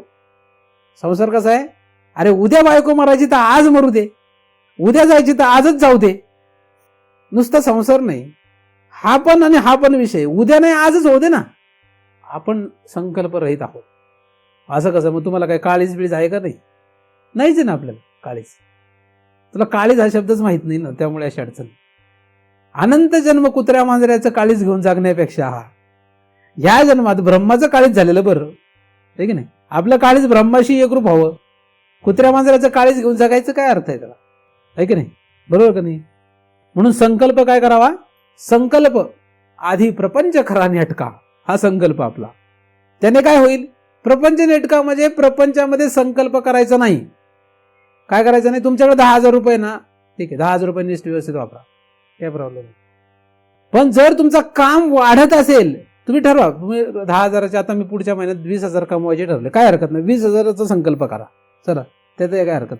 पण त्याने तुमचं काम काय होत असेल, काम जर तुमचा वाढत असेल आणि काम वाढल्यानंतर क्रोध वाढत असेल, समजायचं की संकल्प आपला गडबडलाय. क्रोध आला की समजायचं काहीतरी गडबड झाली संकल्पामध्ये. जसं मला क्रोध कधी आला, मी जेव्हा हार घातलेला बघितला आणि अचानक लक्षात गेलं की हार बारीक आहे, अचानक लक्षात गेलं की यार हाराचे फुलं तर फार सुकलेली आहेत, मग क्रोध येतो. मग मला क्रोध आला, मग मला लक्षात आलं, अरे हो आपला संकल्प होता की लोकांनी हार घातला पाहिजे. म्हणजे आपल्याला संकल्प आपला असा होत आहे, अनेक पुढच्या फलांवरूनही लक्षात येतं. कशावरून लक्षात येतं, फल व्यवहारामध्ये. म्हणून व्यवहारामध्ये आधी एक लक्षात घ्या की तुम्ही काहीही संकल्प करा, ज्याने तुम्ही अस्थिर होताय तो संकल्प तुमचा वाईट आहे. पहिल्यांदा सुरुवात काय आहे, ज्याने तुम्ही अस्थिर होताय असा कुठलाही संकल्प वाईट आहे, कुठलाही. कारण स्थिर चित्ताचा मनुष्यच परमार्थ करण्याच्या लायकीचा असतो. सुरुवातीला स्थिर पाहिजे चित्त, आणि तुम्ही स्थिर असं आहात असं तुमचं तुम्ही ठरवू नका. कारण बऱ्याच वेळा काय असतं की गाडी वेगात असते आणि गाडीत बसलेल्या माणसाला वाटत असतं आपण शांत आहे, पण गाडी वेगात असते ना. तसं पण बऱ्याच वेळा होतं, त्याला वाटतं आपण स्थिरच आहे, पण गाडी वेगात असल्यामुळे कळत नाही. ऍक्सिडेंट झाल्यावर कळतं, फार वेगात होती गाडी. हे कधी कळतं, ऍक्सिडेंट झाल्यावर कळतं. लोकांना कळतो, तो मेलेला असतो. लोकांना कळतं 100चा स्पीड होता, 120चा 150चा स्पीड होता, हे लोकांना कळतं. त्याला त्यावेळेस वाटत असं स्थिर आहे आपण, आपली गाडी काही वेगात नाहीच आहे, आपण तर सावकाशच होतो, असं कोणाला वाटत असतं. संकल्प गाडीचा वेगावाल्याला त्याला वाटतच, त्याला तसं अगदी तसंच इथे पण आपला संकल्प इतका वेगवान असतो की ऍक्सिडेंट होऊन मरतो आपण तरी लक्षातच येत नाही, होतं ना असं. तर संकल्प काय करा, पहिले थांबवा. संकल्प जास्त विचित्र करू नका. काही जगातले तुम्हाला कोणी नाही विचारलं तर काय हरकत नाही. मी तर म्हणतो जगात आपल्याला कोणीच विचारू नये. जगात ज्या दिवशी आपल्याला कोणीच विचारणार नाही तेव्हा आपल्याला देव जवळ करणार आहे. तुकोबाने असं सांगितलं की अनाथ अपराधी पतित आगळा. मी कोण आहे, अनाथ आहे. तुम्ही अनाथ आहे का, नाही मला एक बायको आहे, 2 पोरं आहेत, त्यांना 2 पोरं आहेत, मग तुम्ही अनाथ आहे. मग तुम्ही अनाथ नाही तर तुम्हाला देव काही जवळ करत नाही. तुकोबा म्हटले मी अनाथ आहे. तुकोबाला बायको आहे का, तुम्हाला दिसते पण आहे का, तुकोबाला बायको नाही. तुकोबाला मुलं बाळ आहेत का, तुकोबाला मुलं बाळ नाहीत, तुम्हाला दिसतात, दिसू द्या, तुकोबाला मुलं बाळा नाही तर नाही, काही नाही. तसं तुम्ही अनाथ हो, पहिले अनाथ झाले. तुकोबा म्हणतात मी अपराधी आहे. अपराध का? आता मला तो विषय चिंतन सांगायचं नाहीये, नाही तर तो पुढचा विषय वाढेल म्हणून. पण ते अपराधी म्हणतात. आपल्याला तर अपराधी कधीच वाटत नाही. आपण म्हणतो आपल्याला कसं वाटतं? अपराधी वाटतं का आपल्याला काही? मी तुम्हाला अपराध या शब्दाचा जेव्हा अभ्यास कधी सांगेल, एका दिवशी मला सांगा तुम्ही, अपराध या शब्दावर आपण चिंतन करूया. आपल्याला अपराधी वाटत नाही. आपल्याला अनाथ व्हायचं नाही. आपल्याला गोतावळा वाढवायचा आहे. म्हणून हा काय म्हणेल, तो काय म्हणेल, याच्याकडे लक्ष आहे आपलं. लोकांनी आपल्याला मारू द्या, काय हरकत. तुम्हाला असं काय मारतील का नातेवाईक? नाही गेलं तर हा नाही आला, सगळ्यांनी मिळून ठरवा याला, मला धुवून येऊ याला, असं म्हणतील कोणी? कापून टाका त्याला म्हणतील काय? येणार नाही तुमच्याकडे. त्याच्या पलीकडे काय असेल? तुम्हाला हे पाहिजे का हे पाहिजे पहिले ठरवून घ्या. मी काय सांगतोय लक्षात घ्या. पहिली गोष्ट, नुसतं ऐकून गंमत करू नका. गमतीचा वेदांत नाहीये हा. आपल्याला अनंत जन्मांचा फेरा चुकवण्याचा विषय करायचा आहे.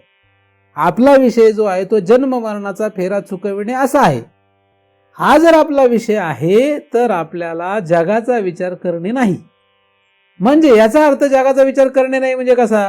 रस्त्यामध्ये एखादा ताण्याने व्याकुळ मरायला लागलाय, त्याला आपल्या कमंडलूतलं पाणी पाजू नये काय, असा परमार्थ आहे का आपला? हाही परमार्थ आपला नाही. कारण ताण्याने व्याकुळ झालेल्या गाढवाला सुद्धा गंगाजल पाजणारा आपला संप्रदाय आहे. म्हणून आपण काही गंगाजलाचं पाणी आणून महाराष्ट्रात कुठे गाढवत पाण्याने मरायला लागले तिथे जातोय का? जायचंय का? काही लोकांना असं वाटतं. तुम्ही तर तुमचं सेल्फिश आहे, तुमचं तुम्ही बघताय. तसं नाहीये. आमच्या हातात गंगाजल असेल आणि रस्त्यात जर गाढव जरी मरायला लागला असेल तर त्याला आम्ही पाणी पाजू. पण याचा अर्थ आम्ही गंगाजल कमंडलूत घेऊन कुठं कुठं गाढव मरायला लागले तिथे जाऊन त्यांना पाणी पाजणार नाहीये. हे लक्षात घ्या. पहिली गोष्ट, आपला हा संकल्प नाही. संकल्प काय आपला? आणि ते जर म्हटलं की नाही हे तर गंगाजल आहे, मला तर घरी न्यायचंय, तर तोही संकल्प आपला नाहीये. लक्षात घ्या. म्हणजे गाढवं शोधण्याचाही संकल्प नाहीये आणि ते गंगाजल घरीच नेऊन देवाला आंघोळ घातली पाहिजे हाही संकल्प नाही. किंवा काशीहून आला म्हणून पूजा मांडायची सत्यनारायणची, असलाही प्रकार नाही. हे दोन्ही आपले संकल्प नाही. काय आता नेलं असतं घरी पूर्ण पाणी तर काय पूजा मांडली असती मोठी. तुम्हाला कळलं असतं की एकनाथ महाराजांनी गावात मोठा उत्सव साजरा केला, काशीहून गंगाजल कुठून आणलं गंगाजल आणि त्या गंगाजलाची पूजा मांडली, केलं असतं त्यांनी आणि तो मोठा उत्सव झाला असता. पण रस्त्यातच गाढव भेटलं, त्याला पाजलं पाणी. म्हणून तो संकल्प नव्हता आणि हाही संकल्प नव्हता. म्हणून एकनाथ महाराजांचं जे कार्य आहे हे संकल्परहित कार्य आहे. असं करण्याचा प्रयत्न करा. संकल्परहित जगणं यासाठी आपण व्यवहारातून सुरुवात करायला पाहिजे.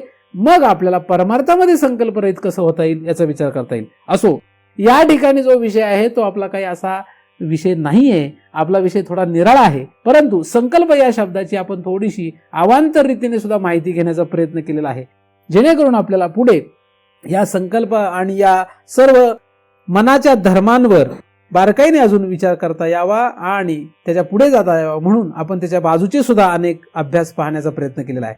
संकल्प हा आपल्याला अनंत जन्म फिरवतो. म्हणून पहिल्यांदा व्यवहारामधले संकल्प कमी कमी कमी कमी करत जा, जेणेकरून आपल्याला पुढे आपला कामरहित जगणं म्हणजे वासनारहित जगणं करता येईल आणि अनंत जन्मांचा फेरा चुकवण्यासाठी मदत होईल. सर्वांनी आता संकल्प करा. काय? कसला संकल्प करा? संकल्परहित संकल्प करा. कारण माझे शब्द जे आहेत हे समजण्यासारखेच आहेत, त्यात काही अवघड नाही. संकल्परहित संकल्प करा. संकल्प सहित संकल्प करून माझा संकल्प संकल्परहित आहे असं म्हणू नका. कारण काही काही लगेच म्हणतात माझा संकल्प संकल्परहित, हिचा मात्र नाही. असं स्त्रियात जास्त असतं, ते दाखवत नाहीत. त्या पुरुषामध्ये असतं, नाही असं नाही, पण स्त्रियामध्ये जास्त असतं. तिचं नाही, तिला काय येते. मग चढावड असते दाखवण्याची चढावड असते, खरी नसते. काही नाटकं करतात. असलं जगणं नको आहे. जे आहे ते खरं पाहिजे, जे आहे ते सत्य पाहिजे. संकल्परहित संकल्प तुम्ही स्वतःहून निर्माण करा. संकल्प सहित संकल्पामध्ये जगू नका. प्रयत्न करा जसं संकल्परहित जगणं होईल तेवढं चांगलं आहे, जेणेकरून आपल्याला पुढे अत्यंत सूक्ष्मपणे जो विषय आहे तो अवगत करण्याची आपल्यामध्ये शक्ती तयार होईल. तेवढा एक आपला अधिकार येईल. तसा अधिकार येण्यासाठी जे काही संकल्परहित जगणं आहे ते हळूहळू का होईना, प्रयत्नाने का होईना, कसं तरी करून तुमच्यामध्ये उतरावं, यासाठी श्री गुरुचरणी प्रार्थना करतो. आणि त्यांच्याच कृपेने निर्माण झालेले चिंतन त्यांच्याच चरणी अर्पण करून येथेच पूर्ण विराम घेऊ. पुंडलीक वरदा हरी विठ्ठल श्री ज्ञानदेव तुकाराम. पंढरीनाथ भगवान की जय. माऊली ज्ञानेश्वर महाराज की जय. जगद्गुरु तुकाराम महाराज की जय. सद्गुरुनाथ भगवान की